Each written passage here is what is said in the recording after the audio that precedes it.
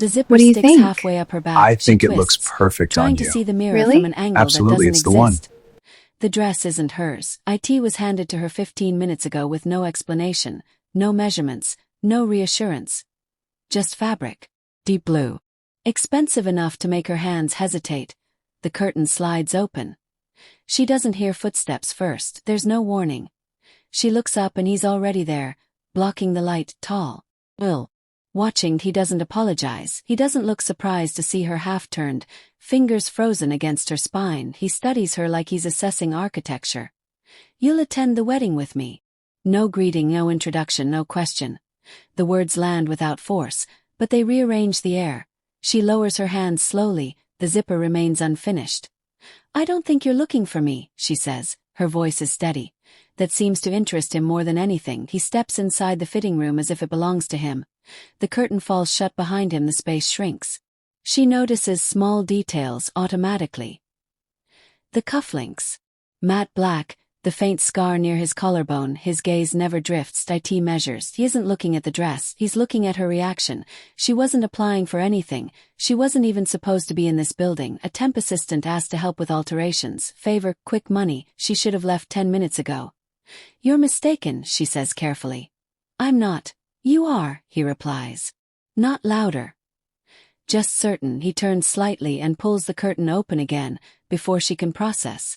What's happening? His voice carries into the hallway. Cancel the model, he says. She'll attend with me. Footsteps pause outside. A murmur travels. A phone call begins. Someone laughs nervously. It's done. She hasn't stepped out, she hasn't agreed, but it's done. He looks back at her. We don't have much time. Immediate tension doesn't feel dramatic. It feels administrative, like paperwork already filed without consent. Why me? She asks. She doesn't ask what wedding, she doesn't ask who he is, she already knows.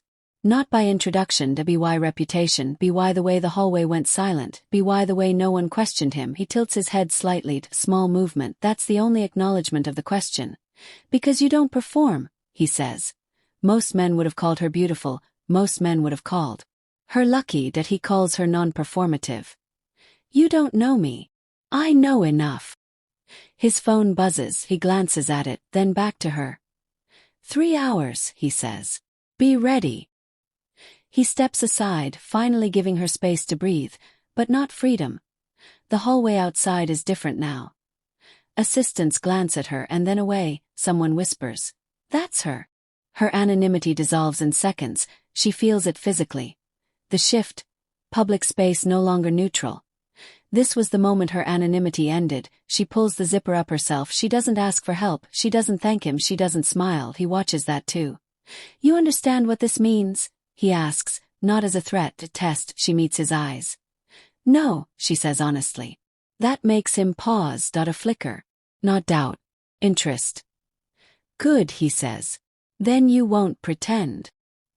He turns to leave, but before he does, he adds one more sentence, softer this time. Don't disappoint me. It's not flirtation, it's instruction. Exits, the hallway absorbs him instantly. She stands alone again, but nothing feels private anymore. She hears her name from down the corridor. She never gave it to him. She reaches for her phone. It's already buzzing messages from numbers she doesn't recognize. A stylist appears at the curtain. He chose you, the woman whispers, half awe, half warning. That's unprecedented. Chosen. Not invited, not asked.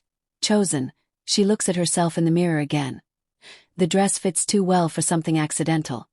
She notices the tag still tucked inside. It isn't borrowed, it was prepared. She touches the fabric at her waist. Why her? Why not someone polished? Someone trained for public scrutiny.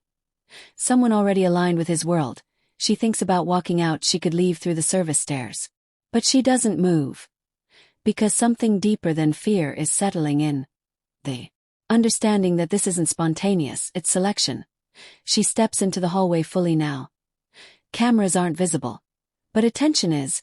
She can feel it shifting toward her in layers. Staff straighten when she passes. A driver appears at the end of the corridor, already holding the car door open. He didn't ask if she was coming, he assumed. She stops just before the exit. The sun outside is too bright for how quiet everything feels. He stands beside the car now. Waiting, not impatient. Not rushed, Certain when she approaches, he studies her once more, not the dress, her posture. Good, he says simply.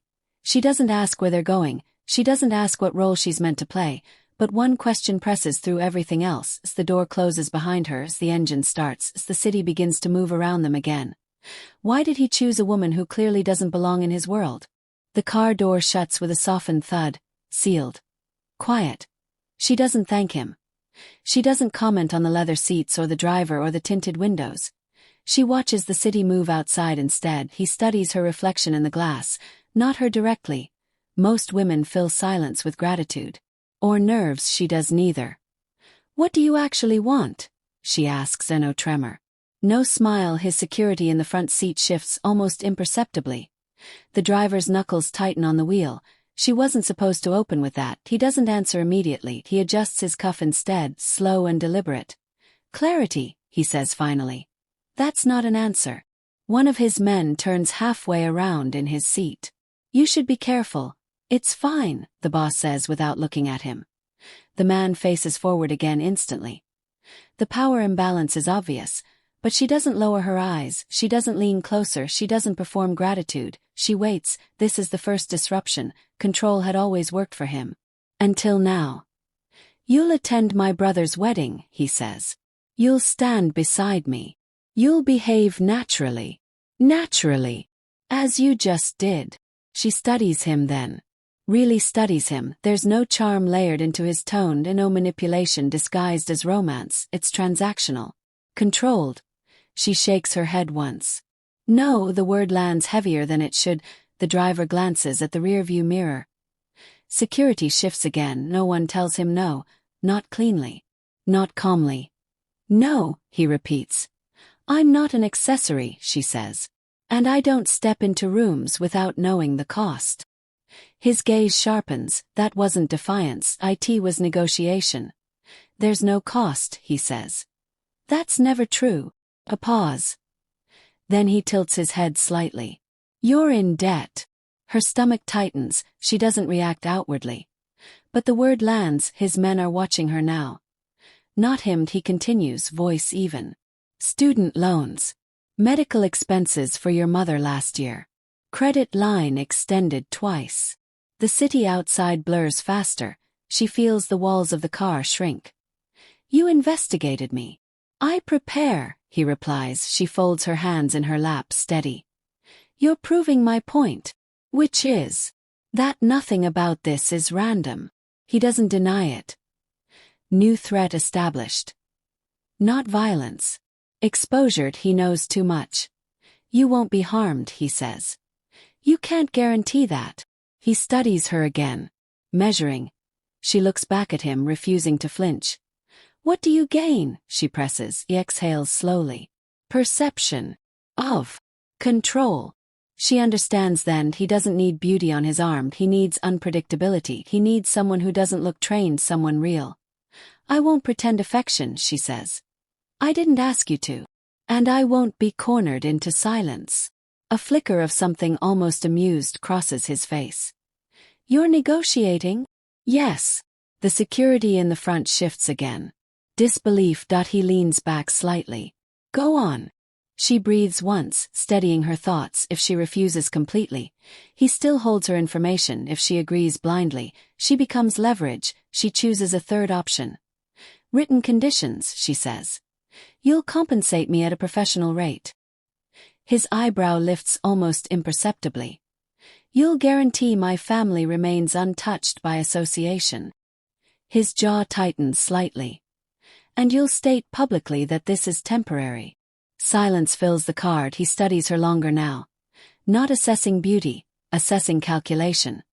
You think paperwork protects you? He asks. No, she says honestly. But it documents intent. That answer lands differently. He looks out the window briefly, then back at her. You assume I'll agree. You chose me because I don't perform, she replies. Then don't expect compliance without terms. The car slows at a light. Red washes across the interior. His men remain silent. He considers her. Not as a date. Not as decorations, leverage that refuses to bend. Control had always worked for him. Until now, he taps his finger once against his knee. Draft it, he tells the man in the passenger seat. Immediate movement, a phone pulled out, a quiet call placed. She doesn't smile, she doesn't celebrate, she remains composed. But something irreversible has shifted. She didn't beg, she negotiated. Power doesn't evaporate, IT recalibrates. You understand, he says quietly. That signing doesn't change perception. It changes mine, she replies. He watches her for a long second. Then, unexpectedly, he smiles, not wide, not warm, but real, contained. The light turns green. The car moves again. Documents will be drawn, her conditions will be typed. She feels a flicker of something close to control. She thinks she gained leverage, but he's still smiling and she doesn't know why. The contract arrives before they reach the estate. Digital. Precise. Cold. She reads every line. He watches her read. He doesn't interrupt. When she finishes, she looks up. This still doesn't explain why me. He leans back, fingers loosely folded. You think I need a date? She doesn't answer. He doesn't wait for one. I don't. The car turns through iron gates. Security shifts. Armed. Structured. She feels it then. This isn't about optics, it's about movement. His brother's wedding isn't romance, it's architecture. Families will attend. Not just relatives, allies. Rivals. Neutral observers pretending to celebrate while counting power. She feels the scale widen beneath her. You're not choosing me for appearance, she says. No, then why? He studies her like he did in the fitting room. Not assessing beauty, assessing alignment. You have no affiliations, he says. Everyone has affiliations. Not documented. The words land differently. She feels the narrowing begin. Your background is clean, he continues. No political donors. No corporate board ties. No family entanglements beyond immediate blood. That's supposed to comfort me. It makes you unpredictable. A pause. In my world, neutrality is weaponized. The car slows to a stop. She understands now. She isn't decoration, she's disruption. He doesn't need admiration beside him, he needs uncertainty. He needs rival families watching her, calculating what she represents. They will search for her lineage. They will look for hidden connections. They won't find any. And that absence will destabilize assumptions. You're using ambiguity, she says. I'm delivering a message. Which is that I don't follow inherited patterns. The estate doors open before the driver even exits. The staff bows slightly. He doesn't look at them, he looks at her. You weren't chosen because you belong, he says quietly. You were chosen because you don't. The realization shifts something permanent. She thought she negotiated leverage. She stepped into strategy. His brother's wedding is consolidation of power, a merging of factions, an announcement of succession. And rival families will attend. They expect predictability, an arranged alliance, a woman from a known house. Instead, he will arrive with her, a woman with no recorded alliances, no ties, no visible leverage. Clean background, clean slate. She becomes a question mark in a room that runs on certainty. If I walk in, she says slowly, they'll investigate me. They already are. Her stomach tightens, he continues evenly. By the time you step through that reception hall, 3 families will have searched your academic records. 2 will review your financial history. 1 will attempt to connect you to political assets. And when they find nothing, they'll assume something is hidden. Her breath catches, that's the point. Uncertainty breeds paranoia. Paranoia fractures alliances. She isn't a date, she's disruption. You're escalating, she says quietly. I'm stabilizing. By destabilizing others. A faint curve of approval touches his mouth. You understand quickly. Irreversible understanding settles in. She wasn't chosen because she's convenient.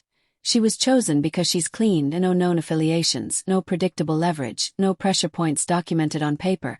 She becomes the most dangerous type of presence, untraceable. You're certain no one can leverage me? She asks. Everyone can be leveraged, he says. The difference is timing. She doesn't like that answer. They step out of the car. The estate air is cooler, quieter. Staff move with disciplined silence as they walk inside. She notices how people react, not to her, to him, then to her.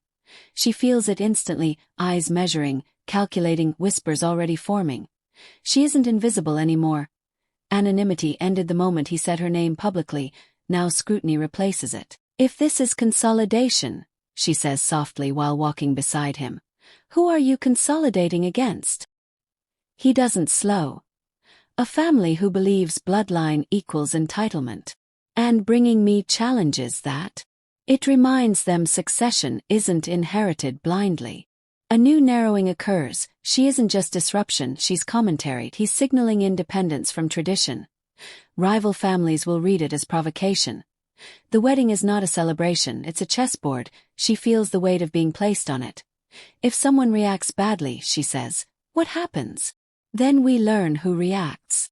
Exposure risk sharpens. She isn't the message, she's bait. But controlled bait. She stops walking briefly. He turns slightly toward her, guards shift subtly around them. "You could have chosen someone trained," she says. "Trained people perform. And I don't. You calculate." His gaze is steady. That's harder to script. The estate doors ahead lead to a rehearsal dinner. Private. Smaller circle, she feels the invisible shift again. She is entering a room of inherited power without belonging to any of it. She realizes something else. If rival families overreact to her presence, they expose insecurity. If they stay calm, they concede unpredictability. She isn't decoration, she's a test. And tests always produce reactions. "Who are you expecting to react?" she asks quietly. He pauses just long enough for her to feel the answer before hearing it. "My brother's future father-in-law." The implication lands heavy. If that family sees her and questions allegiance, then the wedding becomes tension, and tension fractures deals. She inhales slowly. She thought she negotiated terms, she negotiated entry into a battlefield. And now she understands the real risk isn't humiliation, it's misinterpretation. She isn't leverage, she's catalysts. The doors open, voices drift out, music. Soft laughter. Controlled celebration. He steps forward first, she follows. The room shifts, every gaze recalibrates. She feels it instantly. Measurement. Calculation. Assumption. He leans slightly toward her without looking. "Stand naturally." She does. But inside, the realization locks in solid. In his world, neutrality is weaponized. And tonight, she is the weapon, unseen, unclaimed, unaffiliated. And someone in this room is expected to react. The car door opens before the driver reaches it. She steps out alone. The marble steps reflect chandelier light spilling from inside the venue. Cameras flash, security stands disguised as hospitality. Suits with earpieces pretending to adjust cufflinks. She doesn't rush, she doesn't shrink, she scans the building. Exits. The clusters of families separating into careful territories. The air changes when people recognize him. The air changes again when they recognize her silence. She isn't smiling for photographs, she isn't clinging to his arm, she's observing, and that unsettles them more than arrogance ever could. Whispers move faster than music. Who is she? Which family? Where is her escort detail? Why no insignia? No ancestral jewelry. No public history. She walks beside him but not behind. His brother waits near the entrance. Practiced smile. Controlled posture. The groom's future in-laws stand just beyond, already calculating. The bride's father watches first. He measures lineage like currency. His eyes move from the cut of her dress to her posture to the absence of visible allegiance. No crest. No symbolic color alignment. No declared house. She feels the weight of that assessment and doesn't flinch. "Relax your shoulders," the boss murmurs without turning his head. They're relaxed. Good. They ascend the steps together. Photographers pause, unsure whether to capture her prominently or crop her later. She notices that hesitation. It's subtle but real, and subtle things carry consequences inside. The venue is marble and crystal, security layered beneath elegance. Armored vehicles outside disguised as catering vans, men with soft smiles hiding hard permissions. She doesn't look intimidated. She looks observant. That is more dangerous. Someone near the fountain whispers her name. Incorrectly. Another guesses her profession. A third checks their phone discreetly. A notification appears in a private group chat. She knows the ripple has begun. The boss doesn't introduce her immediately. He lets curiosity ferment. Uncertainty is more volatile when left alone. They enter the main hall. Conversations soften then resume at a slightly altered pitch, hierarchy rearranges in real time. She isn't seated in the secondary circle, she's placed near the family table. Close enough to matter, far enough to remain undefined, visibility is declaration. She feels it settle over her like a second dress. This is not anonymity. This is announcement. And announcements trigger reaction. The rival patriarch stands across the room. He is older, silver hair. Immaculate restraint. His gaze lingers longer than polite. He studies her profile. Her name has already circulated in private channels. Clean background, no affiliations, no corporate alliances, no political lineage. His jaw tightens almost imperceptibly. She catches it. She shouldn't have recognized him, but she did. She researched quietly before tonight. He believes in inherited authority and predictable bloodlines and arranged consolidations. Her presence contradicts that ideology. The boss moves through. Greetings, controlled and efficient. She remains composed beside him. Not ornamental, not submissive. That alone disturbs equilibrium. A server passes near them too slowly, earpiece visible for half a second. She notices. The boss notices that she notices. A flicker of approval. She leans slightly toward him without breaking posture. He knows my surname. The boss doesn't look at her. Which one? The patriarch across the hall. A brief pause. He shouldn't. But his expression shifts when their eyes meet. Recognition, not of her personally, but of something attached to her family history. She replays it quickly. A minor legal dispute years ago, a regulatory complaint filed against a shell company. That company traced back indirectly to the rival patriarch's network. She was a teenager then. She remembers her father arguing on the phone late at night. She remembers names she didn't understand. She says quietly, "My father once filed a compliance case." The boss's stillness sharpens. Against who? She doesn't answer aloud, but her gaze flickers toward the patriarch. That is enough. Irreversible change slides into place.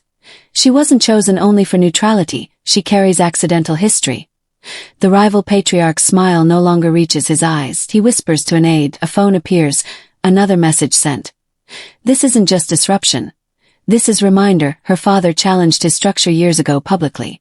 Quietly buried later. But not forgotten. The boss studies the shift across the room. He realizes it almost simultaneously. She feels the recalibration. He leans closer, voice nearly silent. You didn't mention this. I didn't think it mattered. Everything matters here. The music swells for effect, but tension undercuts it. The rival patriarch raises a glass, expression controlled. But his gaze does not leave her. Visibility is declaration. And tonight she declares more than independence. She declares memory. She didn't come wearing ancestral jewels, she came wearing unresolved history. The boss senses opportunity and risk intertwined. He doesn't retreat. He positions her slightly more forward in the conversation cluster. Deliberate. Subtle. Public. The rival patriarchs. Knuckles whiten around his glass. That reaction confirms something larger. She is not neutral to him. She represents exposure. Not romantic scandal. Not aesthetic disruption. Historical friction resurfacing in a room built on strategic amnesia. The boss smiles faintly. Not warmly but knowingly. She understands now. The wedding was consolidation, but her presence reopened an old ledger. The rival patriarch looks threatened because she carries a name that once challenged his power. And in a room where legacy equals control, unresolved challenges are dangerous. She feels the shift ripple outward. Guards adjust slightly. Cameras refocus. Aides whisper faster. The boss doesn't remove her, he doesn't shield her, he lets the reaction breathe. She realizes this too. She is no longer simply disruption, she is pressure point. And someone across the hall sees her not as decoration, but as unfinished business. The rival patriarch's expression hardens just enough to betray it.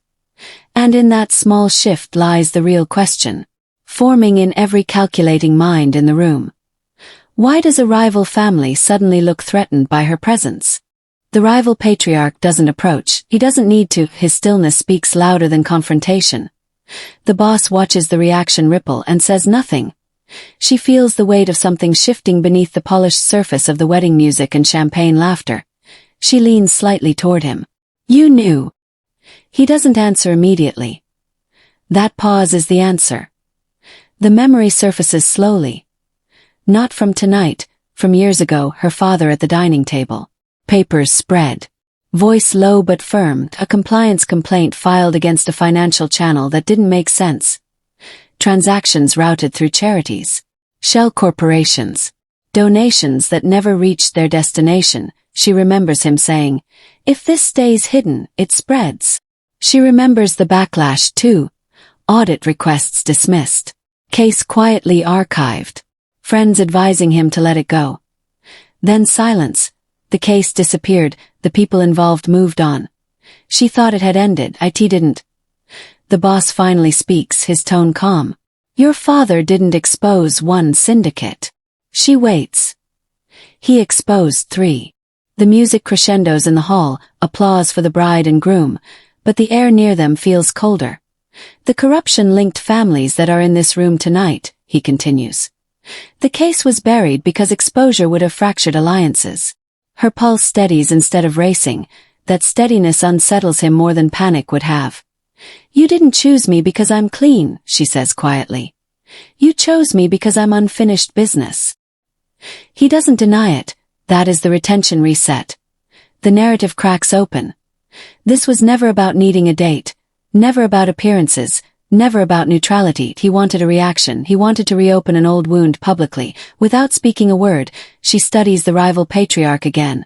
The subtle tension in his jaw, the way his aides hover closer now, the way his son avoids looking in her direction. This was no longer about a wedding. She wasn't invited to attend. She was invited to trigger her father's complaint had forced certain families to restructure operations quietly. Tioberry Trails, redirect capital. The rival patriarch lost leverage because of it. She remembers overhearing her father say once, "Some people don't forgive compliance." She thought it was a joke. It wasn't. The boss tilts his head slightly. Tonight was a test. Of what? Of who still remembers. The rival patriarch remembers. And that makes him dangerous. The boss steps closer, lowering his voice. If he reacts openly, he confirms guilt. If he stays calm, he buries it again. She understands the game now. She is bait. But not for romance. For pressure. She studies him carefully. And if he chooses retaliation instead? A faint pause, that answer matters. He doesn't dismiss the possibility, he simply says, "Then I'll know where the fracture line is." She inhales slowly. He didn't choose her randomly. He chose her because of history. He chose her because her surname unsettles alliances. He chose her because she could provoke someone who has been untouchable in public. Her chest tightens. Not from fear, but from clarity. This wasn't coincidence. It was strategy. And strategy carries cost. She looks across the hall again. The rival patriarch is no longer smiling. He's whispering urgently to someone nude, a younger man. Sharp eyes. Controlled posture. Her stomach tightens. That must be the sun, the air. She senses calculation moving through them like electricity. "You're provoking him," she says. "Yes. At my expense." A beat of silence. "At mutual expense," he corrects. She almost laughs at that. She wasn't told this. She negotiated conditions. She thought she gained leverage. But he built the stage before she walked onto it. He didn't need her consent to set the board. The irreversible change settles in. She is not his date. She is his message, and messages draw fire. Her gaze hardens. "You could have warned me. You wouldn't have come. You're right." The honesty between them sharpens rather than softens the tension. He studies her reaction closely. He expected anger. She offers assessment instead. That intrigues him more. She glances toward the rival patriarch again. "If he retaliates," she says quietly, "it won't be at you first." He doesn't respond immediately. That delay tells her he knows she's correct. Retaliation won't begin with a visible king. It will begin with leverage. It will begin with what seems easier to touch. She feels the shift internally. She thought she was walking into spectacle. She walked into historical crossfire. The wedding music swells again, cameras flash, guests toast unity. But beneath the ceremony, something old has been reopened. She meets his gaze directly for the first time since arriving. "Is he the only one who remembers my father's case?" He doesn't answer directly. No corruption collapses alone. Her stomach tightens. There were multiple families. multiple syndicates, multiple names tied to that buried complaint. She isn't triggering one man, she's triggering a network. And networks don't respond emotionally. They respond structurally. She exhales slowly. This is darker than she anticipated. He didn't just need disruption, he needed exposure. He wanted to see which alliances would shift when her name reappeared publicly. She understands now why he didn't pick someone polished, someone predictable, someone trained. She isn't part of the system, she's outside it, but tied to its buried fracture line. That makes her volatile, that makes her effective, that makes her vulnerable. She watches the rival patriarch again. This time she sees something beneath the controlled exterior. Not just threat, feared, quiet calculation forming behind composed eyes. She lowers her voice. Are you using me? He studies her carefully before answering. I'm positioning you where you already belong. That is not reassurance. She feels the weight of it settle. She wasn't random. She was selected because of unfinished history. Because her father once threatened a structure that still stands. Because her presence tonight forces someone powerful to react publicly or risk appearing guilty. She looks at the rival patriarch's son again. The younger man's gaze finally meets hers. This time there's no confusion, there's recognition. And something colder. She senses it immediately. The retaliation won't be loud, it will be quiet, indirect, precise. She turns back to the boss. You wanted a reaction, she says softly. You got one.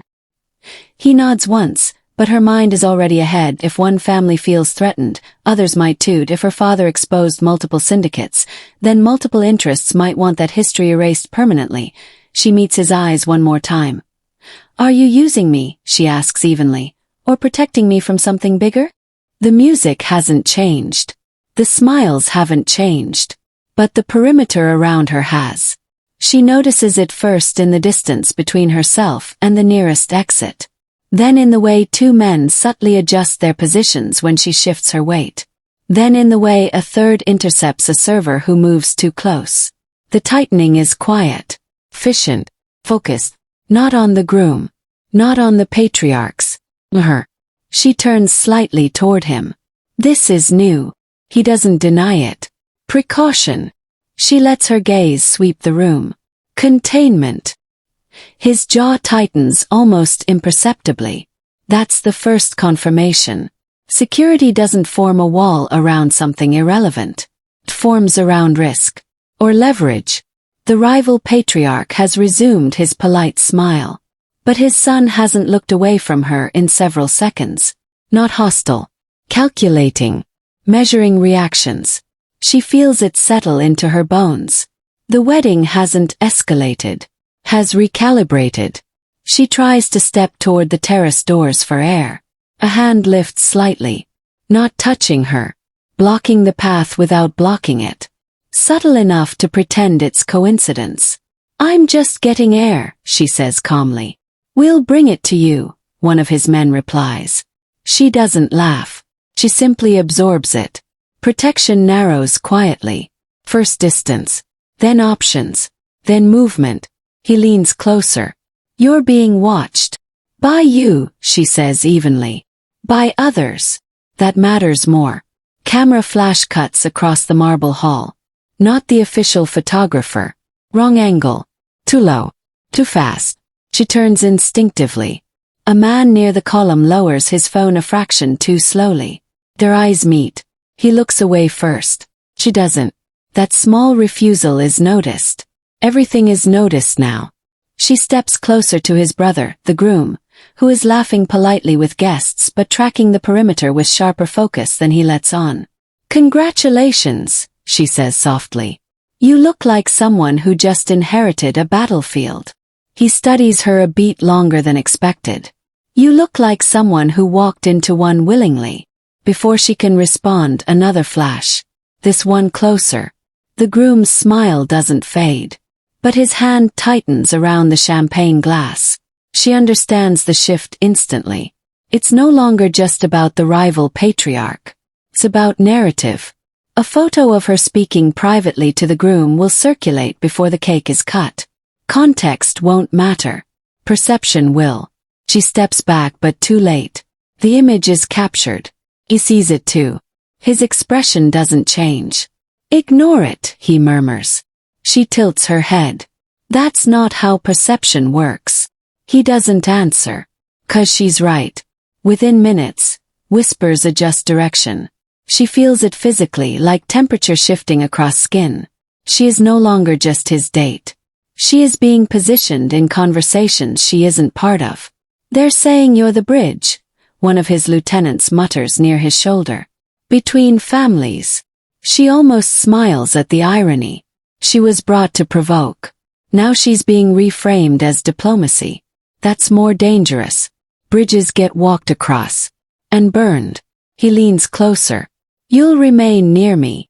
I wasn't planning on wandering, she replies evenly. But she notices the pattern. No one approaches her without first glancing at him. No one addresses her directly without recalculating tone. Temporary roles in powerful rooms become permanent assumptions. She didn't arrive as anything. She's leaving as symbol. Another notification hits someone's phone nearby. A murmur spreads. She catches fragments. Future alliance. Stabilizing influence. Political advantage. She exhales slowly. They're writing stories in real time. She glances toward the rival patriarch again. He isn't looking at her now. He's watching the crowd react to her. That's worse. The cameraman from earlier disappears into the hallway. Too quickly. She leans toward him.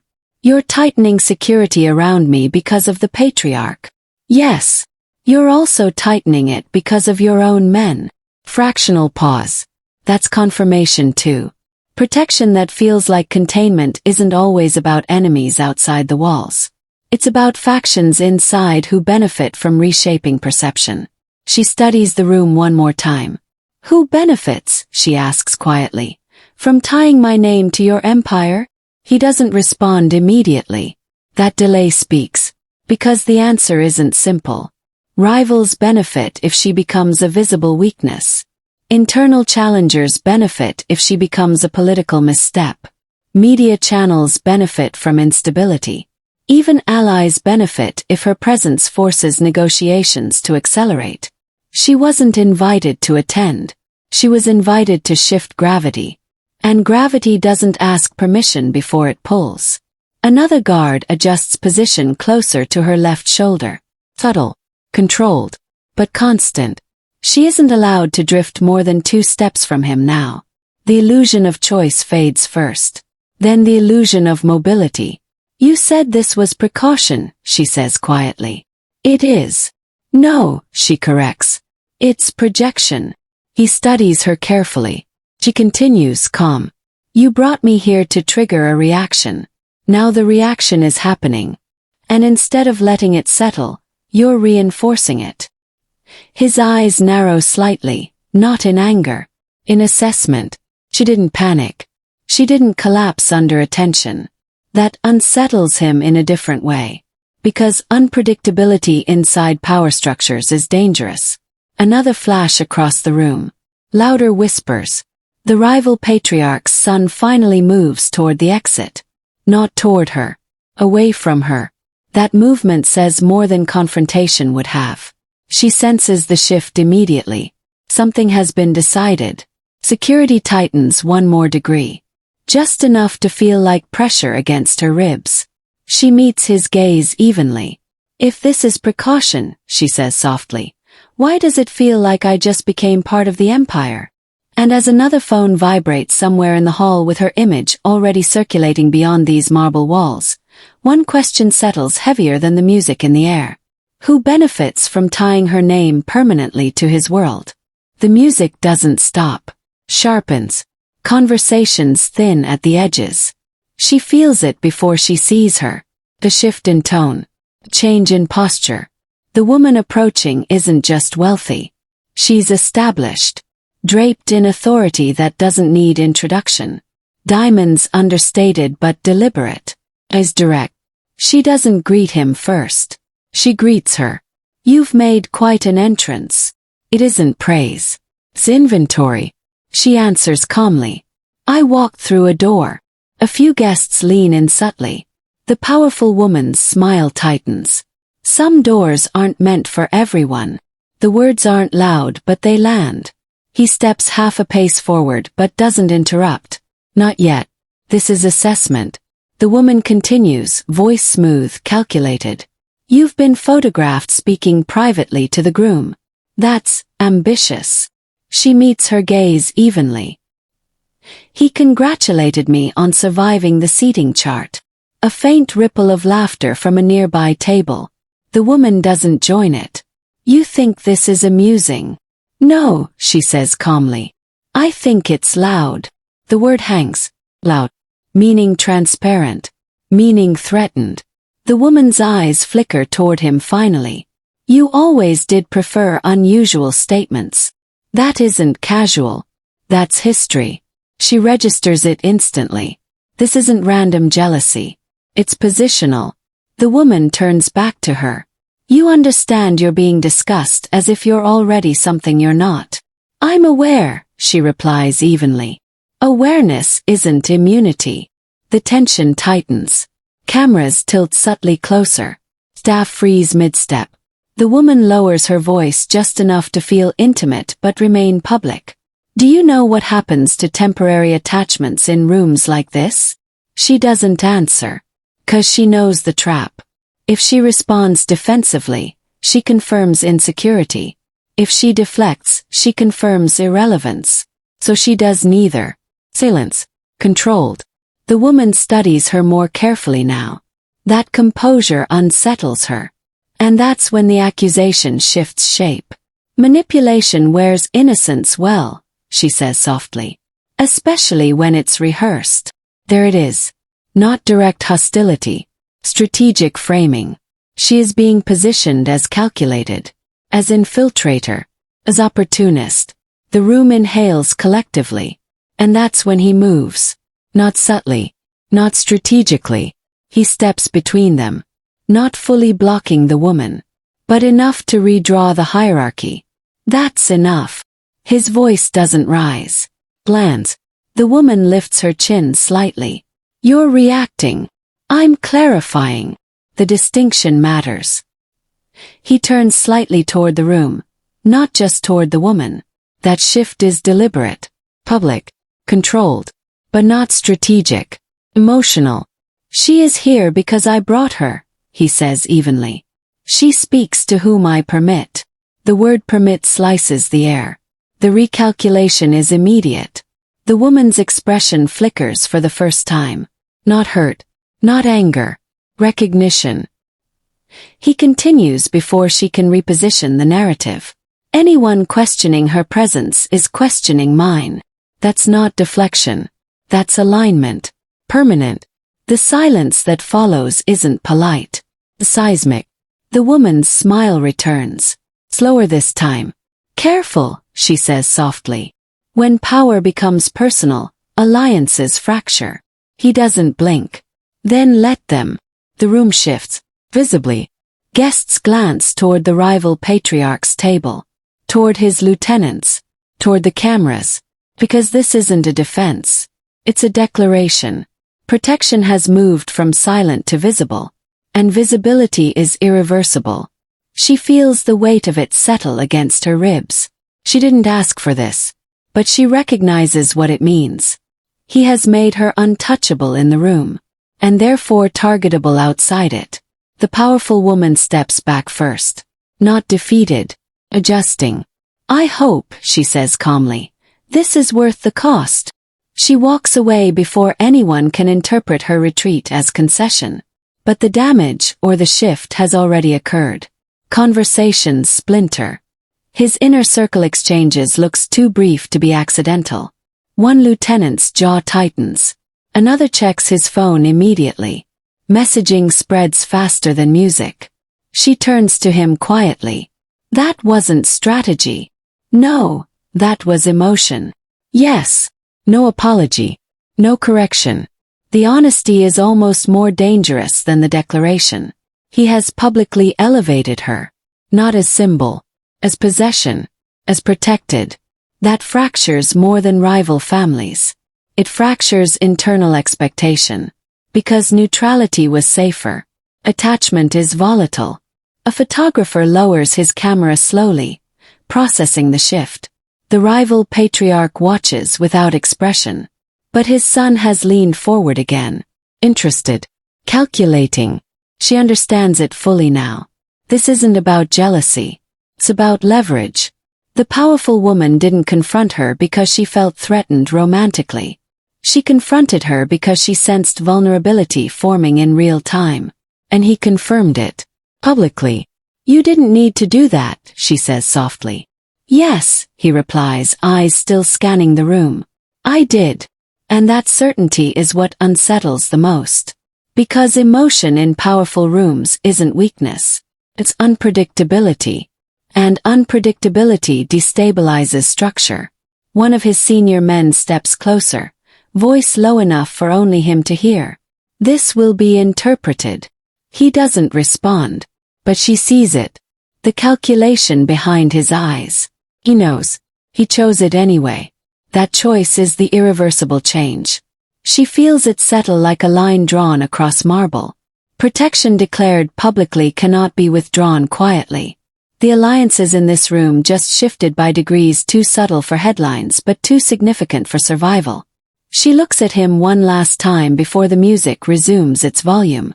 Who inside your organization, she asks calmly, is going to see that as weakness? And for the first time that night, he doesn't answer immediately. The music is too loud to notice the first crack. Sounds like laughter breaking. Then glass. A champagne flute explodes against marble inches from her shoulder. The stem spins across the floor. For half a second people assume clumsiness. A waiter dropping a tray. A guest turning too fast. But she doesn't look at the glass. She looks at him. Because his posture changes before anyone else reacts. His body shifts forward. Controlled. Not surprised. The second distraction comes from the opposite side of the hall. Table tips. Cutlery scatters. A woman gasps. Eyes turn away from her. Exactly as planned. She feels it then. The narrowing. The invisible corridor of danger aligning toward her position. And then she sees it. Not dramatic. Not cinematic. A flash of metal low against a tailored sleeve. Close. Too close. He moves before she processes it. One step. One hand. He pulls her backward behind him as if rehearsed. The weapon is no longer a flash. It's a presence. Silent. Directed. Intentional. Security reacts late because the music is still playing. Guests freeze because no one wants to be the first to acknowledge violence at a wedding. The shooter hesitates for a fraction. That fraction is enough. His lieutenant tackles the arm mid-aim. The weapon discharges once. A chandelier trembles from the echo. People scream now. Real screams. Chairs overturn. Cameras flash instinctively before minds catch up. He doesn't shout. He doesn't panic. He reaches inside his jacket with calm that looks like rehearsal. The shooter is pinned but not restrained enough. Another hand moves from behind a floral arrangement. Second angle. This one aimed higher. Toward him. Or through him. She doesn't know. He doesn't wait to calculate. He fires once. Clean. Precise. The music cuts mid-note. The man drops. Silence follows in a vacuum. Security floods the space too late to prevent it, but just in time to contain it. Just crouch. Someone sobs. Someone else is already whispering into a phone. He stands still for a moment longer than necessary. Not shocked. Sessing. The body on the marble isn't anonymous. It's a rival's second son. Recognizable. Invited. On the guest list. The first shooter is dragged upright, struggling, bleeding from the mouth. He doesn't look at her. He looks at him. Who gave the order? No response. Just blood and defiance. His jaw tightens once. He doesn't ask again. He doesn't need to. Because the presence of two attackers inside a controlled event means orchestration. Not impulse. Not jealousy. Strategy. She realizes then the champagne glass wasn't meant to injure. It was a trigger. Cue. A signal to pull attention. To reposition. To test response time.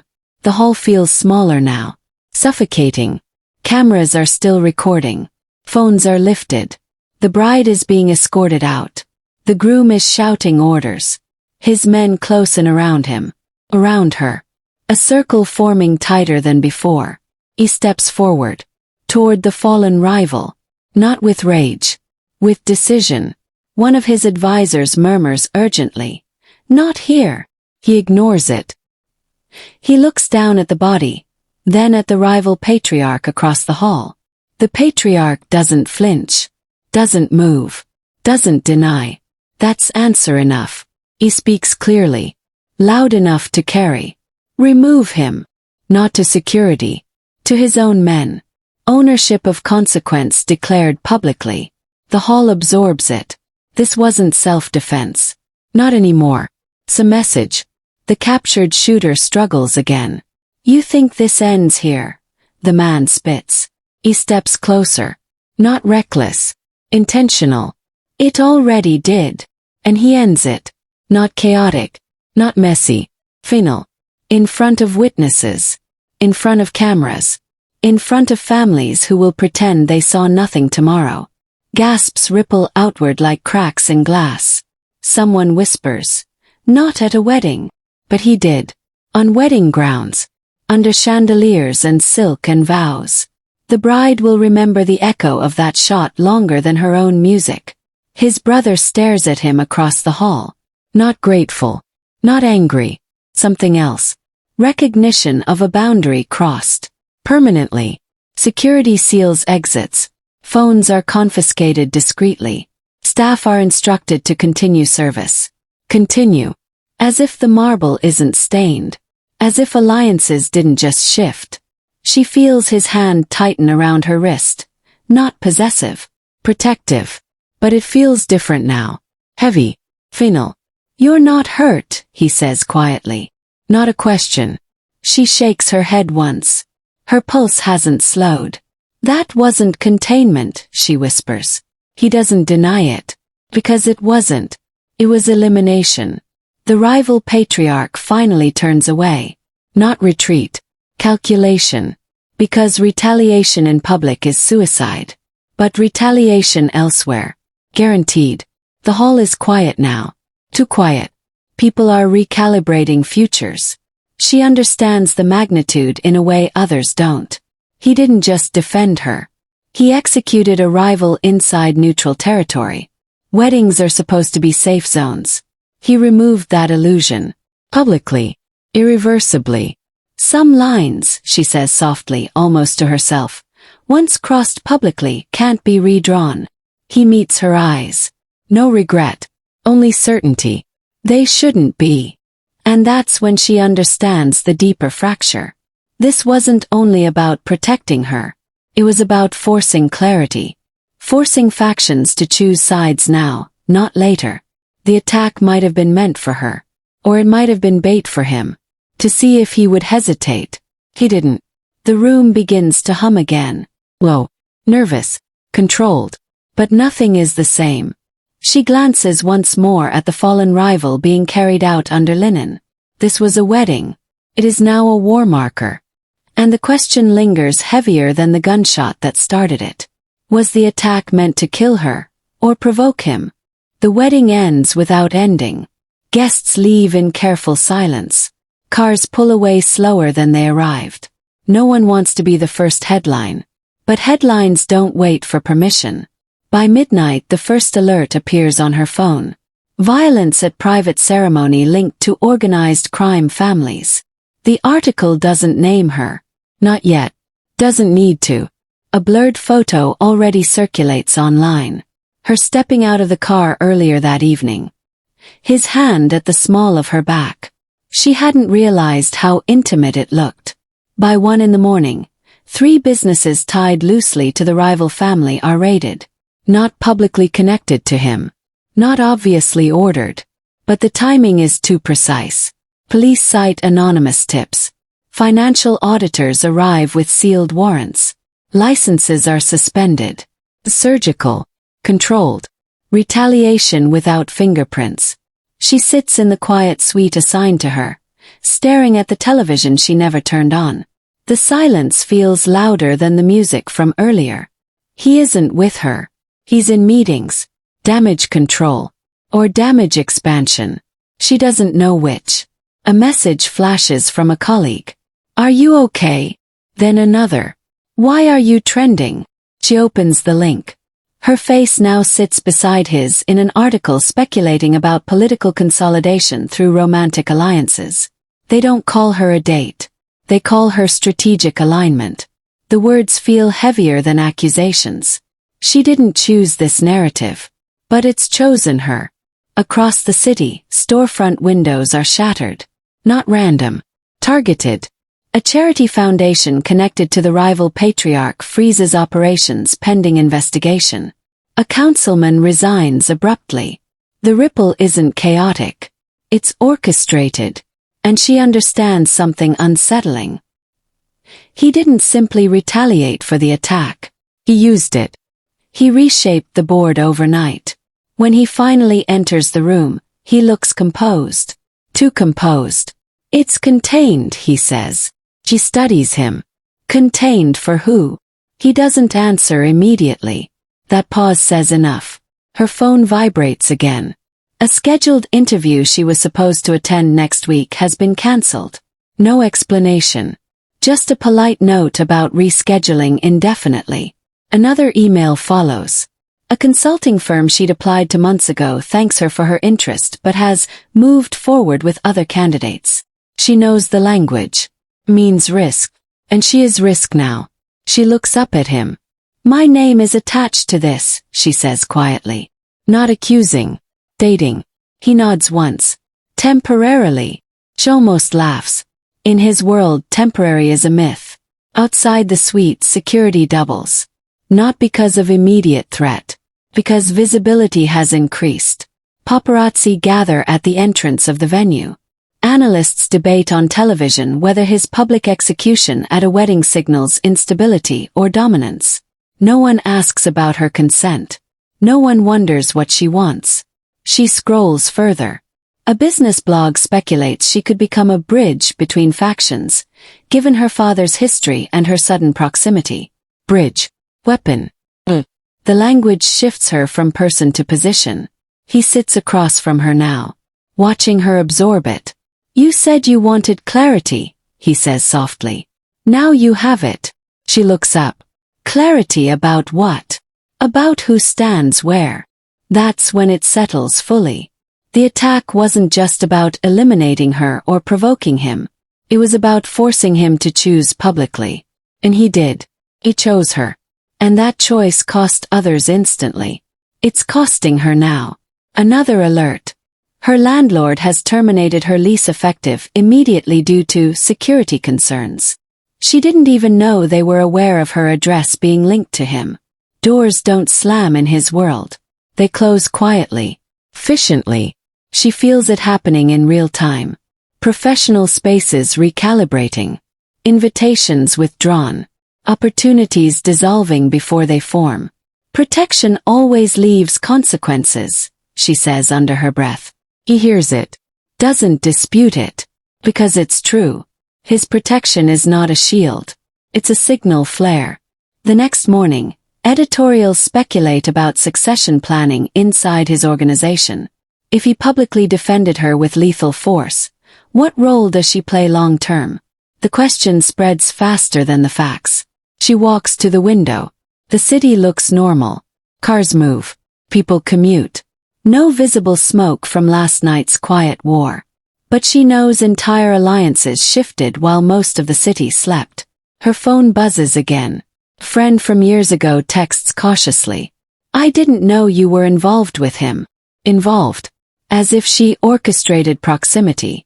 He types a response. Deletes it. Types again. Deletes again. There is no explanation that doesn't sound like allegiance. Behind her he stands. Not touching. Not demanding. But present. His presence alone redraws the room. You can step away, he says finally. I won't stop you. It's the first true offer of choice since the fitting room. She turns slowly. Step away to what? She asks. He doesn't have an answer that isn't hypothetical. Because stepping away now doesn't erase images, or headlines, or the memory of arrival falling under crystal light. Her name is threaded into his narrative. Publicly, permanently. She exhales slowly. Not dramatic, just aware. Her professional future isn't cancelled. It's redirected. Toward him. Toward his empire, whether she consents or not. The cost isn't physical harm. It's identity. An identity doesn't regenerate overnight. She looks at the city again. Can I ever return to a life that isn't connected to you? She asks, not looking at him this time. The silence between them feels heavier than gunfire. Morning doesn't arrive with sunlight. It arrives with statements. By 8 a.m. the wedding is no longer trending. The violence is reframed as isolated unrest. The rival patriarch issues a carefully worded condolence about unfortunate misunderstandings. Markets stabilize. Political figures distance themselves politely. On paper everything is calm. In reality, power has shifted quietly. Permanently. She stands in a different suite now. Not the one assigned last night. This one overlooks the financial district. Higher floor. Thicker glass. A subtle upgrade that feels less like reward and more like relocation. Her phone hasn't stopped vibrating. Invitations to speak. Requests for interviews. Offers for advisory roles from institutions that ignored her months ago. Tone has changed. Not warmer. Calculated. She scrolls past them. None mention her skills directly. They reference her unique perspective. They mean proximity. He enters without announcing himself. No guards this time. Just him. Composed. Controlled. The same way he looked when he stepped through the fitting room curtain days ago. Except now the room doesn't feel neutral. Feels claimed. It's done, he says. Simple. Efficient. She nods once. For now. He doesn't correct her. Because they both understand how temporary stability is in his world. He places a folder on the table between them. Not dramatic. Not ceremonial. Just deliberate. Inside are documents.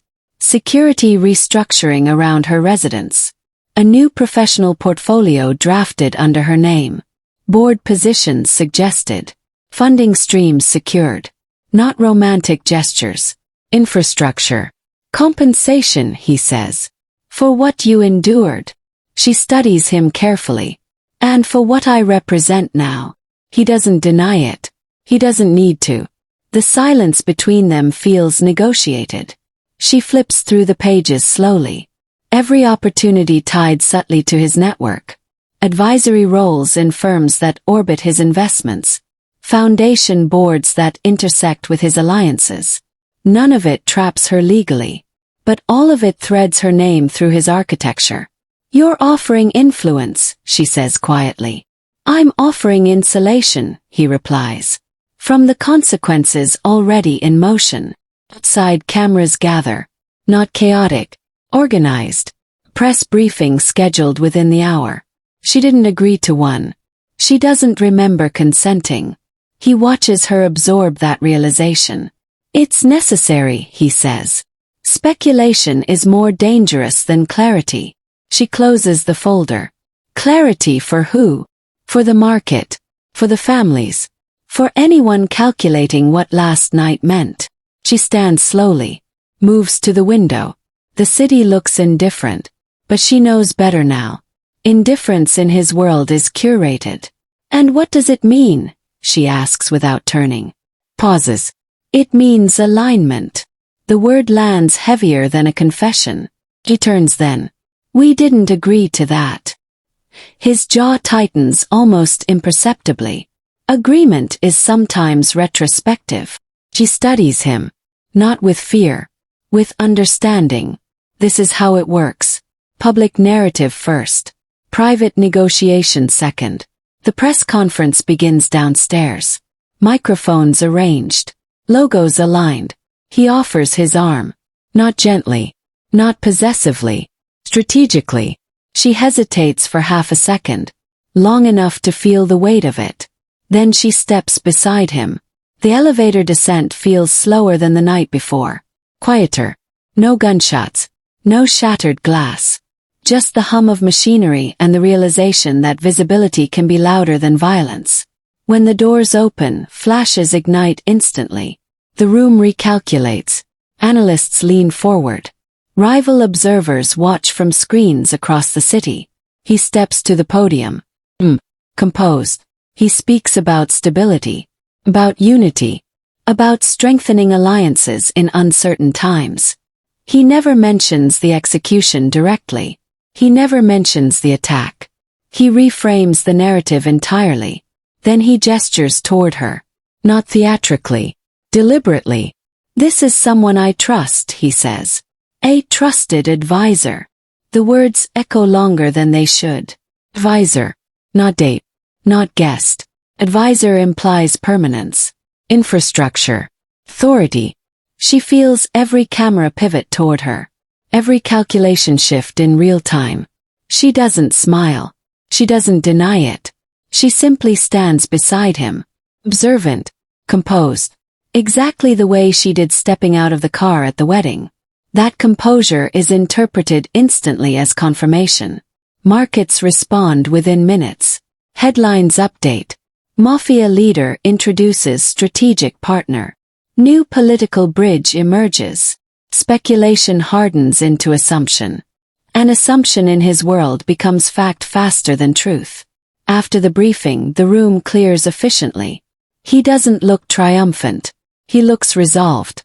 It was necessary, he repeats quietly. She meets his gaze. For who? He doesn't answer. Because the answer isn't singular. It was necessary for the organization. For deterrence. For control. For survival. And perhaps, in some quiet corner of his mind, for something more personal he refuses to name. They return upstairs. The city resumes motion. Markets stabilize fully. Rival families recalibrate. Threat silenced. Power secured. Silence settles again.